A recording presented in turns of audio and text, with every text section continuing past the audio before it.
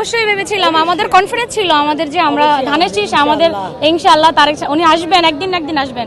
17 বছর পর আমরা আজকে সাকসেস, আলহামদুলিল্লাহ। সবাইকে অসংখ্য ধন্যবাদ, ভোট দিয়ে জিতিয়ে দিয়েছেন।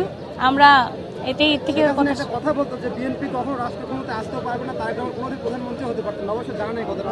শেখ হাসিনা তো আরো অনেক কিছুই বলেছে, বলেনি কি? বলেছে অনেক কিছু। শেখ হাসিনার খবর নেন তো, উনি কোন অবস্থায় আছে দেখেন তো।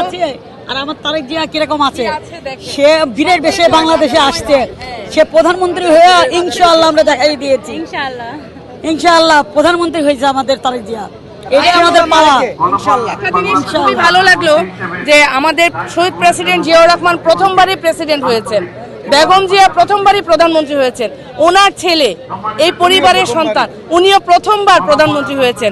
আসলে সত্যের জয় সব সময় হয়, যতই ফ্যাসিস্ট করেন যাই করেন, সত্য এবং মেধাকে কখনোই দামিয়ে রাখা যাবে না, যেটা আমার সরকার এই মুহূর্তে জনাব তারেক রহমান তার প্রমাণ দিয়েছে। ইনশাআল্লাহ।